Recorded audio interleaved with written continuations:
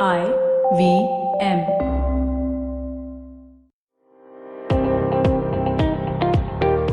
Welcome to All Things Policy, a daily podcast by the Takshashila Institution. We are a bunch of policy nerds based in Bengaluru, and we like bringing fresh perspectives to Indian affairs and Indian perspectives to global affairs. So grab a cup of coffee, sit back, and join us for today's chat. Hi everyone, we are back with another episode of All Things Policy. I'm Sunila and today I have with me Manoj and Suyash and we are going to be talking about Taiwan and China. Hi guys. Hi. Hi Sunila. So the tensions between China and Taiwan are not new. Everyone knows what is going on between the two countries. But since the beginning of this year, the tensions between the two countries have heightened, specifically with the January 2020's landslide victory of pro-independence Democratic Progressive Party's victory, which didn't go down well with Beijing's leadership. And there was some military action as well from China's side, to which Taipei reacted. So could you guys tell us in detail what is happening along the Taiwan Strait? Yeah, I think before Suyash can sort of explain exactly what's happening, Sunila, I must say right now, if the Chinese embassy in India is listening to this, they will be on your case for calling Taiwan a country, given that they just issued that diktat to the Indian media, which of course didn't go down well with the Indian media. Right. But it just sort of tells us a little bit about how sensitive Beijing is to, any such reference, and how it also tells us about how over the last few years there has been such a tussle, increasing tussle from Beijing's point of view to try and wean off states that I recognize Taiwan as an independent country, and to try and get them to shift their, relationships from Taiwan or the Republic of China to the People's Republic of China. But Suyash, why don't you tell us a little bit about what's happening? Yes, Manoj, you have rightly said, if they're listening, we will also get a memo soon, I think.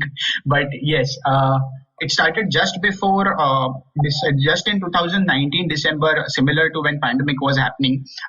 We have to remember, we have to note this down that January 2020, as Sunila has already mentioned, was Taiwan's election, and activity significantly increased since January 2020. It started with number of military drills, Navy, Air Force, as well as cyber ops, as you've already pointed out in your paper, which you did for Takshashila, in Taiwan Strait and across the median line. Also, activity in March, if we remember correctly, a lot of intrusion happened in Taiwan's ADIZ. So over a period of time, and this has been the trend throughout the year. So I think numbers were out yesterday or day before yesterday. This year marks the highest number of Chinese military activities that is crossing the median line and entering into Taiwan's ADIZ, or doing Taiwan-specific military drills in Taiwan Strait and in South China Sea. This year marks the highest number of these activities in past several years. There are a few reasons for that. One, re-election of Tsai Ing-wen. Two, closeness of US and Taiwan, as in increasing closeness and all the rhetoric that is coming out, rhetoric followed by action that is coming out from US. And third, all the military purchases that are happening, or all the military exchanges, arms purchases that is happening on Taiwan's part from the US. These are the three important reasons that I could figure out. But yes, activity has increased significantly over past 8-9 months. And now credible voices within Taiwan are saying that there could be a chance that some military activity, if not on the mainland Taiwan, but on some island, could take place. So these are members, and Taiwanese forces have to be alert throughout. So all the intelligence are pointing towards that direction. Taiwan occupies a number of islands within Taiwan Strait and South China Sea. If not the main part of Taiwan, main island of Taiwan, but some Chinese action could possibly take place. This is what credible voices within Taiwan are indicating. It's interesting that this business of the median line has come into play. I was going through the data that was issued, but from the Taiwanese perspective, was that they said that, PLA jets had crossed about 49 times. They had crossed the Taiwan Strait median line this year. And from a Chinese point of view, once this sort of criticism came in sort of the public domain, I remember that the Taiwanese Ministry of National Defense put out a image showing the median line and the crossing of the median line with details. And the Chinese government, the PRC government, immediately responded by saying, we don't recognize this median line, and it makes no sense to us. We've never recognized it, and therefore there's nothing. It makes no sense when you say we cross this. And I thought it'd be interesting to sort of get back to what is this median line and why this is important, and what are the positions of each side, right? So this is believed to have been sort of conjured up by the Americans in sort of the 1950s. Everybody sort of knows, in 1949 you had the end of the civil war between the nationalists and the communists in China, which led to Chiang Kai-shek fleeing to Taiwan. And subsequently, to sort of keep the peace in some ways, the US sort of came up with this median line. The Chinese government, the PRC government, has never openly recognized this median line, but its military assets tend to rarely sort of cross it.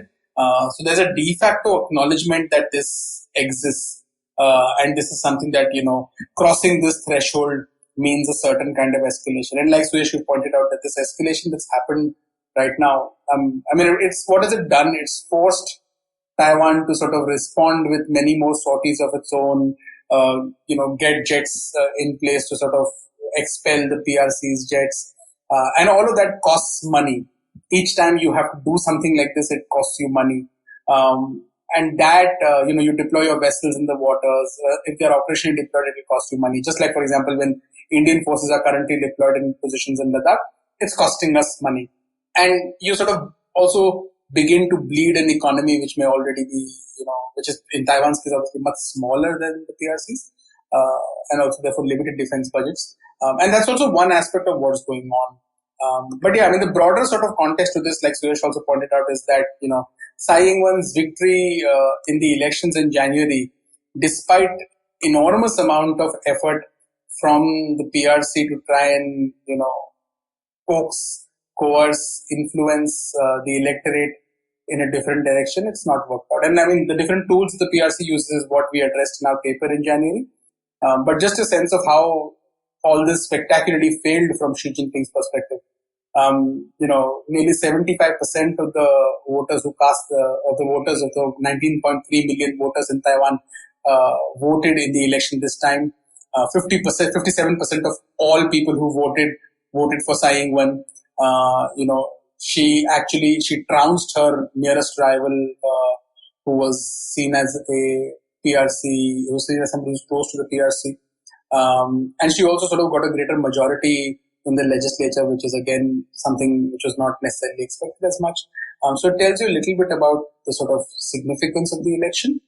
And the fact that once that election happened, it was always in some way the foregone conclusion that there's no way. There were two things for Xi Jinping to do, right? One was to double down on hardline policies. The other was to actually talk to the DPP and to Tsai Ing-wen. And he had shown very early on, when she first won her election 4 years ago, that he was not interested in having a dialogue. So it was not going to be the case that he would be interested in having that. So this sort of tension right now is not unexpected. But yeah, it's the escalation also comes with the fact that, like Suyash said again, linked to the pandemic. So is it a sense of opportunism that, Xi Jinping believes that, you're in a position to do this given that the US is in retreat in some ways? But even that is not necessarily the case again with, more senior level American officials visiting Taiwan. So it's not necessarily in retreat. So it's an interesting, difficult sort of situation that's developed over there. But Manoj, you have pointed one thing interestingly that you pointed out, that is it opportunism, and second one is why is China doing it? As in, we were thinking of the reasons that China is doing such things, not only in Taiwan but other theaters as well. For instance, in South China Sea or India, because Taiwan is China's primary strategic direction, opening fronts or doing such activities in Taiwan, it's okay. But simultaneously, a lot of tensions are happening in South China Sea, on India border. So what kind of opportunism is this? This is more of self-defeating prophecy than opportunism, don't you think so? Because increasing tensions on borders at the same time from January to we are in October right now. Yeah, I mean, look, from a rational prism, when one is to look at it, it obviously sounds like strategic bungling. But, if you think of it from the point of view of, a leadership that believes that it has acquired sufficient power to be competing against, the great power, which is the US, at least within its periphery, and to be able to establish itself as the dominant power within its periphery. If you believe that you are at the place where you can, coupled with the fact that you believe that your adversary does not necessarily have the wherewithal because of many domestic issues, the pandemic being one of them, but also has demonstrated to you over the past 3-4 years in more ways than one that it may not have the staying power in the Asia Pacific region. It may have come up with a new Indo-Pacific strategy. It may be talking to the Quad and all of that, but it is also at the same time talking to its allies, traditional allies, and saying, share the burden. I want to take my troops back, and which has led to sort of fissures. It walked out of treaties like the TPP.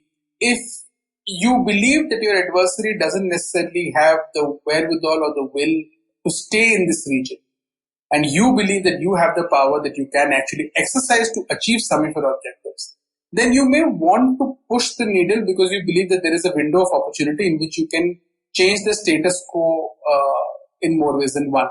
Now that's a theory, and I think that is one theory of, now this obviously, believing this theory requires us to assume that there is grand strategic thinking going on in Zhongnanhai and Beijing.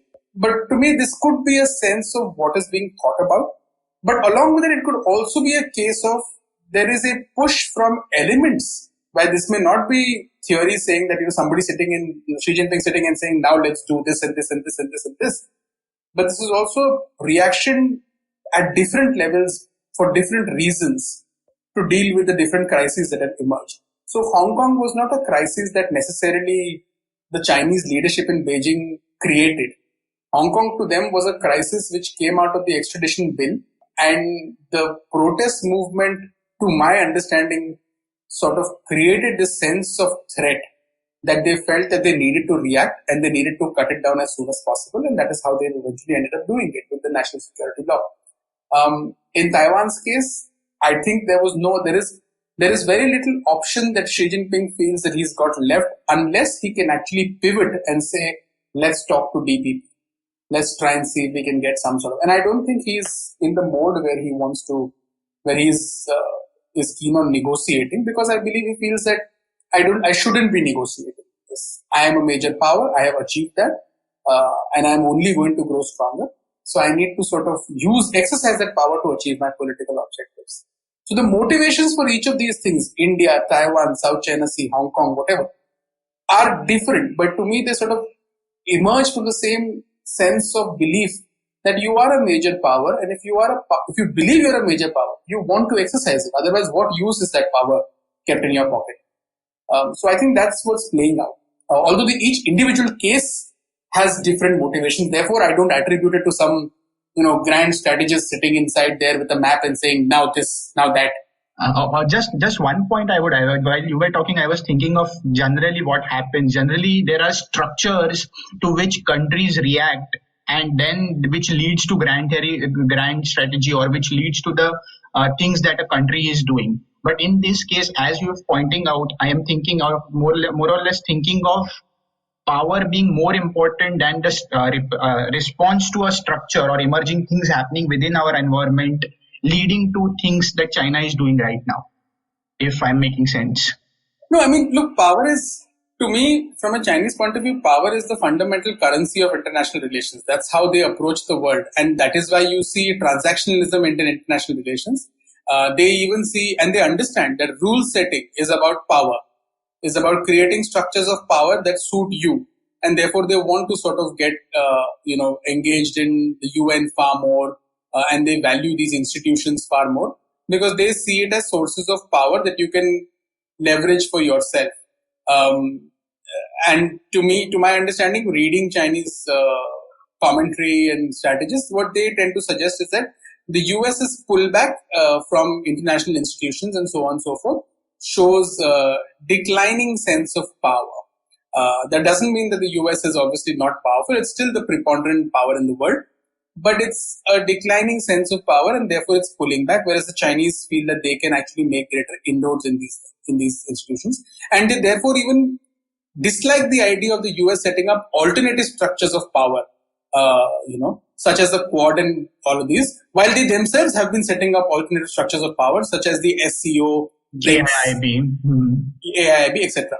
So I think that's a broader thought process. But from what needs to be understood in that context is that they believe that power is fundamental to international relations, and it's a sort of the source of it. And if you acquire that power, you have to exercise it. Otherwise, it's pointless. Correct. And if you feel that you have so much unfinished business in your neighborhood, which is your core interest, now we may think that they are troubling India, but if you think of it from a Chinese prism, their argument is it is our territory. And if I have the power and I believe that I am a major power, then how can I continue to fathom that territory which is legitimately mine remains with another actor? So to me, that is what's playing out. But that doesn't mean that there isn't. Is it creating strategic problems in the longer term? Yes, this pushback that we see is part of that. The fact that this week we saw few data showing that amongst developed industrialized countries, China's approval ratings are at an all-time low. Correct. So for me, it's sort of the Chinese are also telling us that they don't have a problem not being liked anymore. And that again goes back to the idea of power being the fundamental. And I think that's exactly what they're doing in Taiwan. They've acknowledged that the election victory told them that so-called peaceful reunification is going to be an extremely difficult get. And if Xi Jinping has a timeline of achieving whatever by 2035 or whatever, then, and if peacefully it's not going to happen because the younger Taiwanese are moving away from the idea of the identity of seeing themselves as Taiwanese and Chinese, then, he might think that force is the only option. And therefore, this is about sort of testing waters, maybe to eventually launch an assault or to create enough fear and uncertainty that you can end up getting a dialogue on your terms. Correct. And also notably since 2020, so Xi Jinping since 2017-18 stopped saying that we are looking for peaceful reunification, and their official papers from January 2020 stopped saying that we are looking for peaceful reunification. Now only they say that we are looking for reunification with Taiwan, which was something very interesting. So I don't know how much I buy into that, right? Because I know that Li Keqiang did not mention it in his government. But subsequently in the press conference, they mentioned it. So, now in their papers, they're saying that it is peaceful reunification. It's in the minted documents. So, I haven't checked. I haven't read any document after the government work report which said or didn't say this. But to me, some of those are, markers that people look to pick up on unless it becomes consistent policy across government documents that they don't mention peaceful reunification. Look, even when the Chinese were mentioning peaceful reunification, did anybody believe that if they had the opportunity and if it was feasible, they would not do it by force? Correct. These are interesting rhetorical points, but to me, it's a case of what is feasible. If that points to the fact that Xi Jinping believes that today use of force is possible and even feasible, then that's another matter altogether. But for that, we'll have to wait and see how it plays out. Right. It's interesting that you guys mentioned some time ago about pandemic and the opportunism of China. I found it surprising myself that even amidst the beginning of the COVID crisis, when China was the country that was the worst hit at that point of time, it didn't leave the opportunity to assert its dominance in the Taiwan Strait. Like, I think Beijing implemented its health diplomacy as well, wherein it tried to prevent Taiwan from accessing information from WHO. So what do you guys think about that? Yeah, if you remember, right, if you go back and think of, they have done so much this year to discredit Taiwan's success on COVID. And also they have done so much. If you remember, right, end April, May onwards, when the WHO meeting was supposed to happen, the World Health Assembly meeting, and India was supposed to be one of the countries taking over the chair positions on the board. And there was so much discussion in India about, we should back Taiwan and we should allow Taiwan's entry and this and that. Yet the Chinese eventually sort of got their way because just the numbers, they were superior in terms of numerically in the committee. That you ended up in a position where even that basic level of recognition at even this emergency, the PRC was not interested in at all. But I mean, to me, the sort of other point of that is that from an Indian perspective, it was a big pivot in the discourse in India about the policy towards Taiwan, which we continue to see even today. I mean, from a Chinese perspective, it was a continuation of the PRC's efforts to try and keep Taiwan out of international bodies and being recognized in one way. And they've done this over the years, right? You know, that sometime back there was, you wouldn't necessarily have things as made in Taiwan, or you had an issue with a certain advertisement by, I remember there was some advertisement on Taiwan. So you pushed back on even brands who did this, like the Marriott, which mentioned Taiwan as a separate country, or Air India or other airline websites about a year or so ago, 2 years ago. If you were in your drop-down menu, if you had Taiwan within the country section, and not Taiwan sort of whatever else. And they sort of started to threaten airlines and everything. And this, the fact that it even extended during the pandemic, I agree with you, Sunila. It's like one of those things that, you know, in this extreme emergency also, they wouldn't let it go. I agree with what Manoj was saying. In fact, our colleague Nishita and I had written an op-ed in Quint back in March when pandemic was at peak across the world. And in that op-ed, we had categorically said how China had used WHO and every other organization and forum possible to keep Taiwan out of the mainstream discourse and to discredit its work despite a lot of things. I think Taiwan was one of the very first few countries which managed this pandemic very well. So, yeah, I agree with what both of you are saying. The other interesting thing was that they also did this, right? They not only kept Taiwan out, but they also, there was this fight because, you know, where the Taiwanese side kept saying that we accessed an email, or we sent out something earlier on which warned about this because we accessed data from China, and that about the early outbreak and the transparency and the lack of transparency in the PRC. So even that was a separate fight which was going on. I don't recall the details entirely, but yeah. So they were very, very acrimonious here. I think it started because Taiwan went into a lockdown in a very, not lockdown per se, but Taiwan took precautions in a very early stage. Because China recognized the pandemic in the last week of January, and then they started taking preventive measures. But Taiwan went into precautionary stage in very early stage, in first or second week of January, and that is where repeated warnings came in. And that is what the whole argument was all about. If Taiwan would have been in WHO, it would have worked differently. And yes, and then when asked how did they get this information, they were like, yes, we got it very early and we should have implemented that. So all these things, as you have pointed out, came into a rhetoric, which is most likely indicating towards cyber activities that both the countries are always engaging into each other's territory. So yeah. And also, I remember initially when India-China standoff started, one of the reasons which many people pointed out, which perhaps in retrospect is not true now, that because India was becoming a WHO chair then, India would have pressure of dealing with Taiwan, and that is why China is doing all the things that they're doing on the Indian border. This was one of the reasons I precisely remember everyone pointing out. Yeah, there was speculation. Yeah. So now when we talk about China and Taiwan, we cannot not talk about the US. A couple of secretaries and undersecretaries from the US cabinet visited Taiwan officially in the last couple of months. Also, the arms trade between the US and Taiwan has increased since the last year. There have been news about Trump administration pushing the sale of long-range missiles which would allow Taiwanese jets to hit distant Chinese targets. How do you think is the PRC reacting to this? So yes, there has been increased in that the arm trades has increased over past few years, especially in the past 2 years. First was the F-16 or F-22, I don't remember, the Vipers, then followed by Patriot missiles, and recently this was the first important historical visit by the US Secretary of Health to Taiwan in the last month. This was followed by Undersecretary Economic Undersecretary, United States, visiting Taiwan, and there were speculations, but this didn't happen. That Mike Pompeo was on East Asia and Mongolia's visit, and there were a lot of speculations that he would drop in Taiwan for a couple of hours, which would have led to a complete chaos.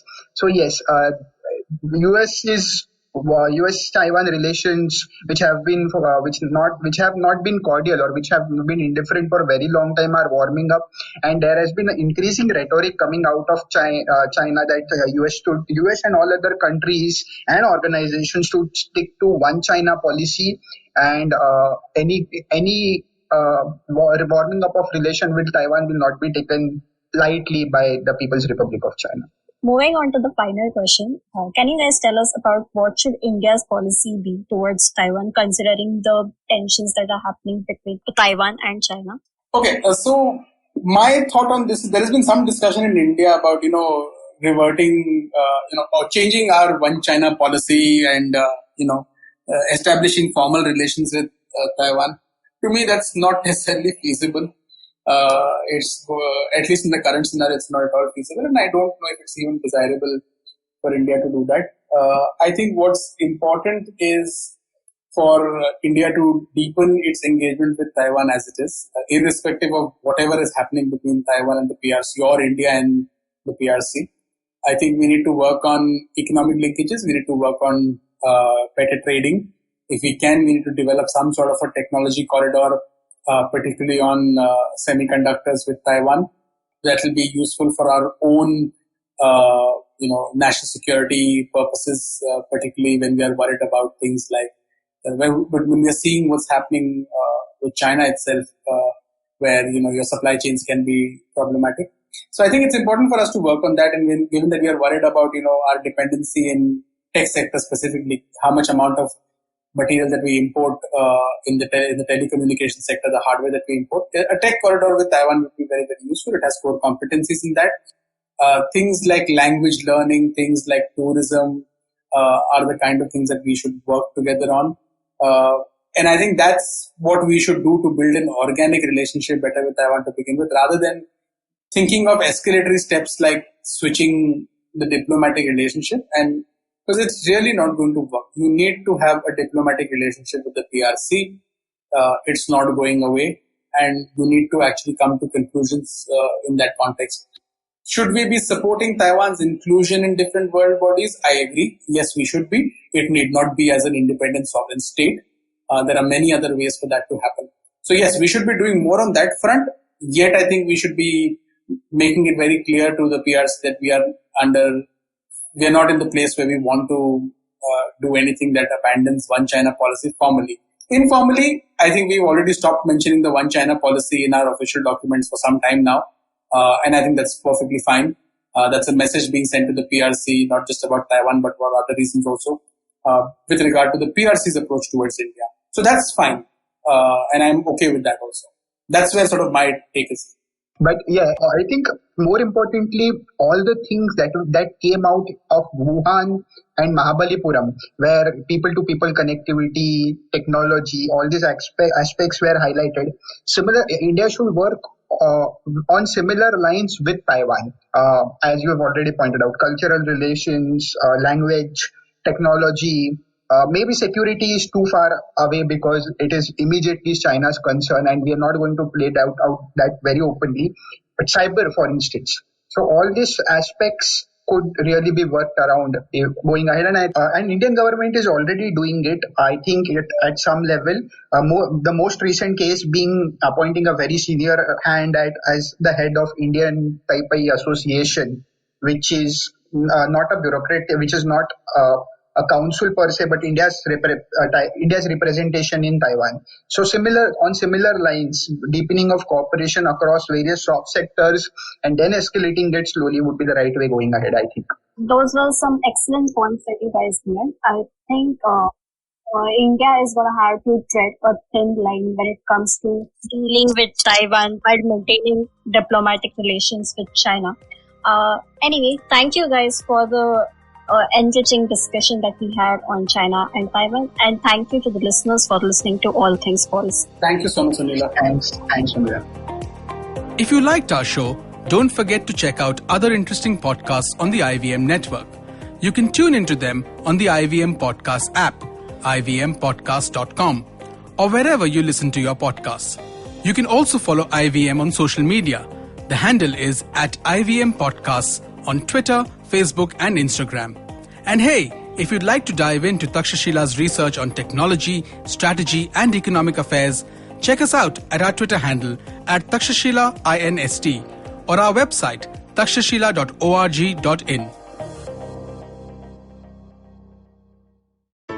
I hope you enjoyed that show. If you aren't following us on social media, please do. We're IVM Podcasts on Twitter, Facebook, and Instagram. And speaking of Instagram, Niharika Pandey joined Cyrus this week on Cyrus Says. Niharika is the strategic partner manager for Instagram India. Great conversation about the plans for Instagram in India. Karanjit Kaur joined the guys at Uncle Please Sit. Another really interesting conversation about the patriarchy. On Advertising is Dead, old friend Suchita Salwan showed up. Suchita is the founder of LBB. Great conversation she had with Varun. Definitely do check that out as well. Tanvi Lad, who is a nationally ranked badminton player, was on the Habit Code with Ashton Doctor. Great conversation. I would highly recommend that. The Football Shitwall guys are back. They've been back for a few weeks, but definitely do check out their latest episode. Great conversation they had. On Aditi Surana's Absolutely Right, Manju Sara Rajan was the guest, and again, a great conversation was to be had over there. As always, great conversations all across the board. Check out some of the other stuff like Smile India, Know Your Kanun, and All Things Policy. All of them had fresh episodes this week, but with that, I hope to see you again next week. Entertainment is like food for the brain. It's a window to culture and a great way to understand the world around us. The internet has changed what it means to be an entertainer, creating new storytellers with millions of fans. It has spawned a new breed, the story-sellers, those behind the scenes creating the business for this ecosystem. They work with brands, platforms, and channels who are keen to capitalize on an audience hungrier than ever for more stories. I'm Vineet Kanabar, and I have a ringside view to how stories are told and sold. On my show, I bring you creators, artists, executives, and marketers for a freewheeling conversation around the business of entertainment. Tune in to Storytellers and Storysellers for personal stories, analysis, and criticism every Thursdays as I talk to the brightest minds telling or selling great stories today.